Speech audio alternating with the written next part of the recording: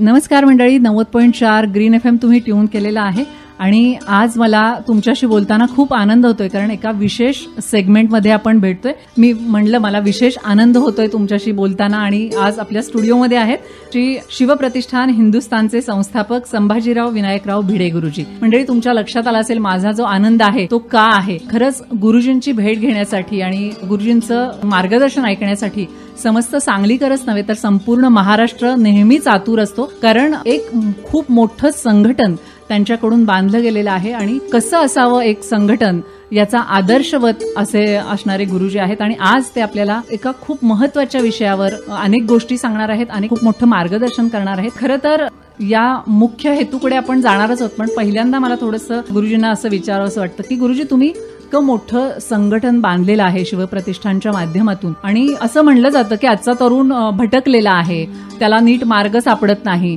आणि वेगवेगळ्या गोष्टीकडे तो वळायला लागलेला आहे, चुकीच्या गोष्टीकडे असंही म्हणायला हरकत नाही. पण अशा खूप मोठ्या तरुण वर्गाला आज गुरुजींचं नाव घेतलं की सगळे एकत्र येतात. असं काय नेमकं झालंय आणि तुम्ही एक इतकं एवढं मोठं तरुणांचं संघटन बांधलंय, कसं शक्य झालंय सर तुम्हाला? तुकाराम महाराजांचा एक अभंग आहे. तुम्ही विचारलेल्या प्रश्नाला उत्तर तो अभंग देईल. त्या अभंगात ते म्हणतात, लोह चुंबकाच्या बळे उभे राहिले निराळे, तैसा तुचे अम्माठाई खेळतोसी अंतर्वाई, भक्ष अग्नीचा जो दोरा त्यासी वाचवी मोहरा, तुका म्हणे आदिलपणे नेली लाकडी चंदन. तर भगवंता, हे सगळं विश्वसंचालन तू करतोय. लोकांना असं वाटतं की मी काही करतोय, आम्ही प्रयत्न करतोय, त्यालाही यश येतंय. मला हे ठाऊक आहे की न दिसणारा परंतु सर्व भूतमात्रात आणि सर्वत्र असणारा तू हे आमच्याकडनं करवून घेतोयस. तसं शिवछत्रपती संभाजी महाराज ही जी काही या देशाला भवितव्य देणारी एक फार मोठी इतिहासाची गंगा उत्पन्न झाली, ती ह्या सगळ्या कामाच्या पाठीशी आहे. ते त्याचं मूळ कारण आहे. म्हणजे शिवछत्रपती संभाजी महाराज हे दोन्ही महापुरुष, हे आम्ही करतोय त्या कामाला बळ देणारे, दिशा दाखवणारे, दृष्टी देणारे, चेतना देणारे, सदैव जागे ठेवणारे असे महामृत्युंजय मंत्र आहेत, महासंजीवनी मंत्र आहेत, महागायत्री मंत्र आहेत, ते करवून घेत आहेत. नक्कीच नक्कीच. आणि तुम्ही म्हणालात तसं की छत्रपती शिवाजी महाराज असतील किंवा छत्रपती संभाजी महाराज असतील, यांचं नाव घेतलं की संपूर्ण महाराष्ट्रातला असा एकही व्यक्ती नसेल की ज्याच्या अंगी स्फुरण येणार नाही. अक्षरशः म्हणजे तुमच्याशी बोलताना आता माझ्या अंगावर सुद्धा काटा येतोय की खरंच अतिशय थोर माणसं ही आपल्या महाराष्ट्राला लाभलेली आहेत आणि त्यांचं अपुरं राहिलेलं कार्य या तरुणांमध्ये नेण्याचं तुम्ही कार्य करताय. आणि जसं तुम्ही म्हणालात की त्यांची शक्तीच तुम्हाला हे बळ देते आणि संपूर्ण महाराष्ट्रातला हा तरुण खूप चांगल्या कामासाठी एकत्र येतोय. आणि अजून तुम्हाला असं काही वाटतं का की जो अजून शिवप्रतिष्ठानशी किंवा या चांगल्या कामाशी जोडला गेलेला नाही असा काही जो तरुण वर्ग आहे, तर त्यांना एक दिशा द्यायला हवी, तर त्याबद्दल तुम्ही काय सांगाल? ती दिशा देण्याचं काम सुद्धा आम्ही करतोय त्या मार्गानेच. 100% भगवान श्री शिवछत्रपती संभाजी महाराज आमच्या हातनं करून घेणार आहेत असा माझा पूर्ण दृढ विश्वास आहे. माझा नाही, आमचा सगळ्यांचाच विश्वास आहे. नक्कीच नक्कीच. आता आपण मुख्य विषयाकडे वळतोय. आपल्याला माहिती आहे मंडळी की रायगडावर छत्रपती शिवाजी महाराजांचं एक सुवर्ण सिंहासन होतं. संभाजी महाराजांच्या बलिदानानंतर फितुरीमुळे रायगड हा मोगलांच्या ताब्यात गेला आणि गेल्यानंतर रहुल्ला खान, इखलास खान, मुकरब खान आणि जुल्फिकार खान या मोगली म्हणजे मुसलमान सरदारांनी तो रायगड ताब्यात आल्यानंतर वरचं सगळं जे काही होतं, वास्तू वस्तू सगळ्या गोष्टी फार उद्ध्वस्त नामशेष करून टाकले, जाळून पोळून राख रांगोळी केली, कागदपत्र जाळले आणि मराठ्यांची राजधानी ही फार काळवंडून टाकली. त्याच्यात 32 पण सोन्याचं सिंहासन गणाचे घाव घालून तुकडे तुकडे करून त्यांनी ते लांबवलं, नाहीसं केलं. त्यावेळेपासून ते नाहीये, त्याला 329 वर्ष झाली. आता शिवप्रतिष्ठाननं हा संकल्प करायचा ठरवलंय की 32 मण सुवर्ण सिंहासन आहे, त्याचं पुनर्प्रस्थापित रायगडावर करायचं आहे. तर एक सामान्य माणसाच्या मनामध्ये असा प्रश्न येऊ शकतो की का पुन्हा हे सगळं का आणि काय साध्य होणार आहे यातून? त्याची गोष्ट अशी आहे की शिवछत्रपती आणि शिवछत्रपतींनी उत्पन्न केलेली हिंदू स्वराज्याची परंपरा याचं आणि हिंदुस्थानचं नातं शिवछत्रपती जिवंत असतानाच होतं असं नाही, तर मेल्यानंतर सुद्धा त्यांनी उत्पन्न केलेल्या परंपरेमुळेच आज आपला देश भारत हिंदुस्थान म्हणून जगाच्या पाठीवरती शिल्लक आहे. अगदी. आणि हिंदू धर्म, हिंदुस्थान, हिंदू समाज या सगळ्यांच्या भवितव्याला जर काही मोठा आधार असेल तर शिवाजी महाराज, संभाजी महाराजच आहे. ते कसं, तर इतिहासात अवलोकन केलं, जरा चिंतन केलं तर आपल्याला असंच येईल की या पृथ्वीची धारणा करण्यासाठी सूर्याची अत्यंत अत्यावश्यकता आहे. सूर्य थंडावला, काळवंडला आणि उष्णता संपली त्याची, तर हे सृष्टीचक्र थांबणार आहे. नक्कीच. हे ऋतुचक्र थांबणार आहे. तुम्हाला मला पाणी लागतंच, परंतु माशाला पाण्याशिवाय चालत नाही. डोक्यातली ऊक आहे आणि जंगलातला हत्ती काय, त्याला पाणी लागतंच. तुकाराम महाराज एका अभंगात म्हणतात, जीव जीती जीवनासंगे मत्स्या मरण त्या भिवगे, दया चित्ती जैसा भाव तयाजोळी तैसा देव, पढी आहे सकळा भावनू पण त्या कमळाचे जीवनू, तुका म्हणे माता वाहे तांदूळाची चिंता. की होय, सगळ्यांना पाणी लागतं. हे जरी खरं असलं तरी माशाचं आणि पाण्याचं नातं ते वेगळं आहे. आपण काहीतरी फळांचे रस, दूध, ताक, आणखीन काही पेय पिऊन जगू शकू, पण मासा तसं नाही. अगदी कामधेनूचा दुधाचा महासागर केला आणि त्याच्यात मासा टाकला तर तो मरणार, तो जिवंत राहू शकत नाही. आपण डिस्कवरी चॅनलवरती बघतो की 8-8, 10-10 टनाचे व्हेल मासे म्हणजे देव मासे त्या क्रेननी काढून डेकवरती टाकतात. तिची ताकदच मोठी असल्यामुळं तो 4 तास, 6 तास, 10 तास तडफड तडफड तडफड करत जिवंत राहतो. मासोळी असेल तर 5, 7, 8, 10 वेळा उलटी पालटी होते आणि संपते. पाणी नाही तर मासा नाही, म्हणजे देव मासा सुद्धा नाही, संपला. देहात प्राण नाही, जिवंतपणा नाही. या नभोमंडलात सूर्य नाही तर सृष्टीचक्र नाही. अगदी तसंच तंतोतंत नातं शिवछत्रपती संभाजी महाराज या परंपरेचं या देशाच्या भवितव्याशी जोडलं गेलेलं आहे. सूर्याविना सृष्टी असू शकत नाही, जगू शकत नाही, टिकू शकत नाही. पाण्याविना मासा असू शकत नाही, जगू शकत नाही, टिकू शकत नाही. प्राणाविना देह असू शकत नाही, जगू शकत नाही, टिकू शकत नाही. तसाच हा देश, हा समाज, हिंदू समाज, हिंदू धर्म, हिंदुस्थान, श्री शिवछत्रपती संभाजी महाराज या बीज मंत्र वाचून, या महामृत्युंजय मंत्र वाचून असू शकत नाही, जगू शकत नाही, टिकू शकत नाही. विश्वाच्या संघर्षात राष्ट्र म्हणून टिकणं अशक्य आहे. असं विलक्षण नातं आहे. याचं आकलन 100% लोकांना नाहीये. तो शोध मला लागलेला आहे आणि त्या शोधाच्या आधारावरती हे लवकरात लवकर काम करणं अत्यंत अत्यावश्यक आहे. आणि पूर्व, पश्चिम, दक्षिण, उत्तर, कन्याकुमारी ते काश्मीर, मध्यप्रदेश ते बलुचिस्तान या सगळ्या लांब रुंद 3200 किलोमीटर लांब, 3200 किलोमीटर रुंद अवाढव्य खंडप्राय देशात असलेली 1,23,00,00,000 हिंदू जनता, वयाचा, शिक्षणाचा, कशाचाही विचार न करता या सगळ्या हिंदू लोकांच्या तांबड्या पांढऱ्या पिशीत, डाव्या उजव्या काळजात, लहान मोठ्या हिंदुत्वाच्या थेंबाथेंबात हे महासंजीवनी, महामृत्युंजय, अमृत मंत्र भिनले पाहिजेत, बिंबले पाहिजेत, ठसले पाहिजेत. याची आवश्यकता आहे. आणि ती आवश्यकता त्या काळात त्यांनी या वाटे करून दाखवलेलं आहे. देश परिवर्तन, देशाच्या जीवनाच्या दिव्यातलं तेल संपत संपत संपत चाललं होतं. शेवटचा कण संपला असता म्हणजे हा देश संपणार होता. काशीजी की कला जाती, मथुरा मस्जिद होती, शिवाजी न होते तो सुन्नत होती सबकी, हे जे कविभूषण बोलतात त्याला इतिहास हा आधार आहे.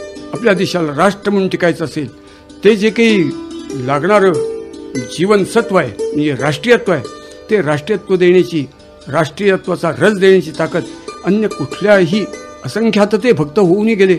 या मातृभूमीच्या पोटी उदंड उदंड मोठी माणसं होऊन गेली, परंतु नाही. स्वयंप्रकाश असणाऱ्या लक्षावधी असंख्य चांदण्या आकाशात आहेत, परंतु सूर्याच्या तेजाला, सूर्याच्या स्वयंप्रकाशतेला तोड नाही, जोड नाही, बरोबरी नाहीये, तुलना नाहीये. अनेक पाण्याचे प्रवाह म्हणजे नद्या आहेत, पण त्या नद्यात गंगेला तोड नाही, जोड नाही, बरोबरी नाही.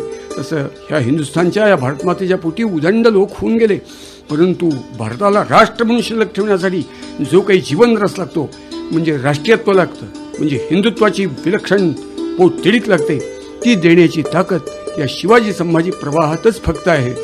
आणि ती ताकद होती म्हणूनच रायगडावरती त्यावेळेला पाचशेशाही, आदिलशाही, इमादशाही, बरीचशाही, निजामशाही, कुतुबशाही, वरची मुघलशाही, डच, फ्रेंच, पोर्तुगीज, इंग्रज, सिद्धी, हबशी या सगळ्यांच्या उरावरती पाय देऊन असंख्य लढाया लढून शिवाजी महाराजांनी केवळ वयाच्या 14व्या वर्षी शपथ घेतल्यापासून शेवटचा श्वास सोडेपर्यंत असंख्य लढाया करून हिंदूंचं शेळीच्या लेंडीच्या आकाराचं सुद्धा राज्य या देशात नसताना एक असं राज्य उत्पन्न केलं की या 500 वर्षी मुघलशाही नामशेष करून, दिल्लीच्या संस्थांचे तुकडे करून, अटकपार जाऊन संबंध देशावरती भगव्या इंडियाची सत्ता प्रदानली. 11 फेब्रुवारी 1191 स्थानेश्वरच्या लढाई, मोहम्मद घोरी विरुद्ध 13वे युद्ध करताना पृथ्वीराज चव्हाण संपले. त्यावेळेपासून दिल्लीवरचं भगवान झेंड्याचं राज्य केलं ते आज तागायत सुद्धा नाहीये. ह्याला अपवाद मराठ्यांनी उत्पन्न केला. तो कुणामुळं? ते शिवछत्रपती संभाजी महाराजांच्यामुळं. शिवाजी महाराजांचं जीवनच मुळी या देशाला घोडदौडीने मृत्यूकडे धावत असणारा हिंदू समाजाला अक्षय काळपर्यंत टिकण्यासाठी लागणार जे काही चैतन्य, जे काही राष्ट्रीयत्व, जे काही हिंदुत्वाची विलक्षण आग दिली आणि ती आग आज सुद्धा या राष्ट्राला देणं आवश्यक आहे. ती त्या सिंहासनाच्या रूपात उत्पन्न होणं अत्यंत अत्यावश्यक आहे. सिंहासन उत्पन्न झालं नसतं. एक कल्पना करा की 10 नोव्हेंबर 1659 प्रतापगडाच्या तिथं अफजल खानाशी भेट घेताना शिवछत्रपती मारले गेले असते तर 10 नोव्हेंबर 1660 नंतर जो इतिहास घडला असता तो कसा असता बरं. तीच गोष्ट 10 नोव्हेंबर 1659 शिवाजी महाराज मारले गेले असते तर पुढच्या काळात हिंदुस्थानचं आजचं जे रूप आहे ते आपल्याला दिसलं नसतं. पुढचा इतिहासच घडला नसता. आणि मग हे सगळं परिवर्तन घडवण्याचं फार मोठं सामर्थ्य त्या सिंहासनाने दिलेलं आहे. हो, नक्कीच. कल्पना करा की अहमद शाह अब्दाली आला. अहमद शाह अब्दाली आल्यानंतर 1,36,000 तरुणी पोरं घोड्यावरती टांग टाकून हातात भाला किंवा ढाल तलवार घेऊन शनिवार वाड्यापासून पानिपतच्याकडे धावली. 1 लाखापेक्षा जास्त जणांना बलिदान दिलं आणि अहमद शाह अब्दालीनं मारून काढला. आणि त्यानंतर रतिबानी देशावरती आक्रमण करणारे बोलणखिंड खैबरमधले मुसलमान त्यानंतर या देशावरती आक्रमण करायला झजावले नाहीत. ही जी स्थिती कुणी उत्पन्न केली? शिवाजी महाराजांनी उत्पन्न केली. हे जर सिंहासन स्थापन झालं नसतं तर पुढचा हा प्रवाह आपल्याला दिसला असता का? नक्कीच. म्हणजे आता तुम्ही ज्या गोष्टी सांगताय त्याच्यावरून त्या भयानकतेची कल्पना येते की जर आज महाराज नसते तर आपली अवस्था खरंच दयनीय झाली असती. म्हणजे आपण त्याची कल्पनाही करू शकत नाही. शिवरायांचं स्फुरण पुन्हा एकदा आपल्या जो समाज असा उदासीन झालेला आहे तर त्यांना पुन्हा हे सगळं जागृत करण्यासाठी हे 32 मण सुवर्ण सिंहासन पुनर्प्रस्थापित होणं अतिशय गरजेचं आहे. हे तुमच्या बोलण्यावरून सर तुम्हाला सांगू का? विज्ञानामध्ये नियम असतात ते अपरिवर्तनीय असतात. गणितात नियम असतात ते अपरिवर्तनीय असतात. ते त्रिकालाबाधित सत्य असतं. तसं एक घाणेरडं सत्य हिंदू समाजाच्या बाबतीत आजही शिल्लक आहे. ते असं तुकाराम महाराज एका अभंगात म्हणतात, वांझा न होती लेकुरे काय करावे भ्रतारे, नपुसक पुरुषाची काय करील बाईल त्याची. जी वांझ आहे त्या वांझेला गर्भधारणा होत नाही. जो नपुसक आहे त्याची स्त्री कितीही शारीरिकदृष्ट्या चांगली स्त्री असो पण त्याच्यात पुरुषत्वाचे कण कमी आहेत, 35% गुण कमी. जर मनुष्य नापास तर त्याच्या आयुष्यात नापास असतो. वांझे स्त्रीत्व नसतं, नपुसकात पुरुषत्व नसतं. सरसकट आजची स्थिती आपल्या देशाची अशी आहे की हिंदू समाजाच्या रक्तात राष्ट्रीयत्व नसतं. देशादेवा धर्माबद्दलची पोटतिडीक अभिमान हे जगावं आणि मरावं, जगण्यामानात अन्न मानावा अशी पोटतिडीक आणि देशादेवा धर्माचे जे शत्रू आहेत त्यांच्या सुराची अत्यंत प्रखर तीव्र आकांक्षा असं दोन्ही मिळून जे काही रसायन आहे त्याचं नाव आहे राष्ट्रीयत्व. ते स्फोरण्याची ताकद फक्त शिवाजी संभाजी परंपरेतच आहे, की मराठ्यांच्या इतिहासात आहे. हिंदुस्थान मधला फक्त मराठ्यांचा प्रवाह तुम्ही काढून घ्या. या राष्ट्राला हिंदुस्थान म्हणून टिकण्यासाठी लागणारी जे काही चैतन्य, जी काही पोटतिडीक, जी काही आग, जे काही रसायन आहे, सामर्थ्य आहे ते अन्य कुठल्याही राज्यात घडलेला इतिहास देऊ शकत नाही. आज मानू नका दहशतवाद, आतंकवाद हा वैरी शिवछत्रपतींनी कसा मारायचा हा आदर्श उत्पन्न करून दिला. आता हे 32 मण सुवर्ण सिंहासन त्याची पुनर्स्थापना आणि त्याचा संकल्प व्हायचा आहे. नेमक्या तारखा कोणत्या आहेत? हा गोष्ट अशी आहे बरं का. म्हणजे आता संकल्प करणार तर दिनांक 3 संध्याकाळी 6 वाजल्यापासून दिनांक 4 सकाळी 11 वाजेपर्यंत जास्तीत जास्त उशीर एक कार्यक्रम, संकल्पाचा कार्यक्रम होणार आहे. त्यात 3 व्याख्यान आहेत. शिवचंद्रांनी शपथ घेतल्यापासून ते सिंहासनाची संस्थापना होईपर्यंत वाटचाल कशी आहे संबंध देशाची शिवचंद्रांच्या जीवनाची त्या संबंधी बोलणं होईल. नंतर पुढे मग सिंहासन ते अटकपार मार्गे पानिपत हा जो प्रवास आहे मराठी सत्तेचा आणि हिंदुस्थान टिकवणाऱ्या शिवछत्रपती संभाजी महाराजांच्या परंपरेचा, तर त्याचा आढावा घेणारं एक व्याख्यान होईल. शिवछत्रपती 3रं व्याख्यान, शिवछत्रपतींनी ते सिंहासन स्थापन केलं त्याची शपथ त्यांनी रायरेश्वरावरती वयाच्या 14 वर्षी घेतली होती. ती शपथ हिंदवी स्वराज्य स्थापन करण्याची होती. म्हणजे हिंदवी स्वराज्याच्या व्रताची शपथ होती. ती हिंदवी स्वराज्याची व्रत आपण सुद्धा घेतलं पाहिजे. नुसत्या शिवजयंत्या करून, मिरवणुका काढून या देशाला काही मिळत नाही. या लक्षात घेऊन व्यक्तिगत जीवनामध्ये शिवाजी संभाजी या महामृत्युंजय मंत्राचा ध्यास लागणारा समाज उत्पन्न व्हावा म्हणून ते हिंदवी स्वराज्याचं व्रत कसं दैनंदिन जीवन जगायचं त्याच्याबद्दल मार्गदर्शन करणारं एक व्याख्यान असेल. आणि असं ज्यांनी हिंदवी स्वराज्याचं व्रत घेतलं त्यांनाच फक्त पुनर्संस्थापना करण्याचा अधिकार आहे म्हणून ते व्रत आधी ते करणार आहोत. बरोबर. आता तिथं अनेक धारकरी येणार असतील त्या दिवशी. मग हीच इतके प्रचंड संख्येनं धारकरी तिथे येणार, काहीतरी शिस्तीमध्ये त्याचा सगळा सोहळा व्हायला पाहिजे. तर त्यासाठी तुम्ही काही ठरवलेलं आहे? हो, सगळे अतिशय अनुशासनबद्ध असतात. म्हणजे गडबड गुरुजींचा शब्द प्रमाण नाही, शिवछत्रपती संभाजी महाराजांचा शब्द प्रमाण. त्यांचा एक अंश म्हणून ही सगळी धारकरी मंडळी तुमच्याकडे पाहत असतात. त्यामुळे गुरुजी सांगतील तो शब्द प्रमाण असतो हे आम्हाला सगळ्यांनाही माहिती आहे. आता हा संकल्प तरी त्या दिवशी सोडणार आहात तुम्ही, पण हा संकल्प पूर्ण व्हायला त्यासाठी काय तुमचा पुढचा प्रवास असेल आणि हे संपूर्ण पूर्णत्वाला न्यायला साधारण किती कालावधी लागेल असं वाटतंय तुम्हाला? गोष्ट अशी की आहे डोक्यात लवकरात लवकर. म्हणजे कुस्ती सुरू झाली आणि 3.5 तास चालली, ती नुरा कुस्ती उपयोगाची नाही. हातात माती दिली आणि 1.5-2 मिनिटात मोकळी झाली, अशीच कुस्ती व्हायला पाहिजे असंच डोक्यात आहे. शेवटी ह्या समाजाच्या साथीवरती अवलंबून आहे आणि शिवछत्रपतींची पुण्य असल्यामुळे समाज अक्षरशः कामधेनू किंवा कल्पवृक्ष जसं काही भरभरून देतो तसं समाज देणार आहे याच्यावर विश्वास आहे. तरी सुद्धा पती पत्नी नवरदेव नवरदेवी पती पत्नी झाले, संसार सुरू झाला, इकडच्या तिकडच्या दोन्ही घरांना औत्सुक्य असतं की लवकरात लवकर लेकरू व्हावं. पण तरी सुद्धा 9 महिने 9 दिवसाच्या आत काही होऊ शकत नाही. म्हणून काही कालावधी याला लागणार आहे. तो कालावधी आपण लक्षात घेतला पाहिजे. पण अतिशय लवकरात लवकर माझा असा विश्वास आहे, वटवाघूळ, मासा आणि कुत्रा यांना बिना मोबाईलचं शेकडो किलोमीटरचं ऐकायला येतं असं विज्ञान सांगतं. मग तीच क्षमता भगवंतानी माझ्यातही दिली. मला कळतंय की अगदी लवकरात लवकर 2, 2.5, 3 वर्षाच्या आत हे काम पूर्ण होऊन जाणार. हो, लोक अतिशय भरभरून देणार. या कामासाठी छाती काढून पुढे येणार मोठ्या गौरवाने. कारण नक्कीच सगळ्यांच्या हृदयामध्ये वसलेले छत्रपती शिवाजी महाराज आणि संभाजी महाराज, प्रत्येक हिंदू जो आहे तर त्याच्या मनामध्ये ही 2 देवतच आहेत असं म्हटलं तरी हरकत नाही. आणि त्यांच्यासाठी ही सगळी मंडळी नक्कीच पुढे येतील आणि आपला हा संकल्प पूर्ण करायला नक्कीच मदत करतील. आता एवढं 32 मण सोन्याचं हे सिंहासन असणार आहे, तर त्याच्यासाठी संरक्षण व्यवस्था काही योजलेली आहे? ऐक, सांगतो, भगवंताची एक फार खास पद्धत आहे. तो चोच जन्माला घालतो आणि चाराही जन्माला घालतो. हे भगवंतानी आम्ही करावं असं वाटलंय म्हणून आम्ही करतो. तर माझ्या अंतःकरणात पटदिशी असेल की शिवछत्रपती संभाजी महाराजांची पुण्य लक्षात घेता कष्ट करावे लागतील, परंतु 360 दिवस वर्षाचे आणि 38 जिल्हे आणि 394 तालुके महाराष्ट्रातले शिवछत्रपतींच्या बद्दलचं विलक्षण अगदी टोकाची आत्मीयता असलेला हा समाज आहे असंख्य. तर एक तालुका 1 दिवस असे 360 तालुके 360 दिवस. या तालुक्यातले किमान एक उदाहरण, एक क्ष तालुका, तर त्यातले 500पेक्षा जास्त तरुण स्वखर्चाने स्वतःची भाकरी घेऊन आम्ही ठरवू तो गणवेश घालून वरती गेल्यानंतर ना बूड ना पाठ तिथं टेकता 24 तास खडा पहारा देण्यासाठी मी जात असतो दरवर्षी गडावरती असं म्हणणारे प्रत्येक तालुक्यात 500 किंवा 500पेक्षा जास्त तरी ताठ वाघाच्या काळजाची पोरं तयार होणार. नक्कीच आजही अशी मुलं आहेत की रोज गडावर जाऊन महाराजांची पूजा केली जाते. जगाच्या पाठीवरती कुठला देश नसेल की त्या देशातला एखादा असा राष्ट्रपुरुष आणि त्याच्या समाधीच्या स्थानाला दर्शनाला पूजा करायला स्वखर्चाने जातात आणि कशाचीही अपेक्षा नाही, अक्षरशः ना नावाची ना स्थानाची नाही, कशाचीच अपेक्षा नाही. निस्सीम प्रेम निस्सीम भक्ती महाराजांवरची एवढंच त्याच्यामागे तेच घडणार आहे. रोज 500पेक्षा जास्त येत आहेत, 500पेक्षा काम करून माघारी परततायत अगदी सुनियंत्रित पद्धतीने, अत्यंत शिस्तबद्ध पद्धतीने आणि अखंड सुरू आहे तो प्रवाह.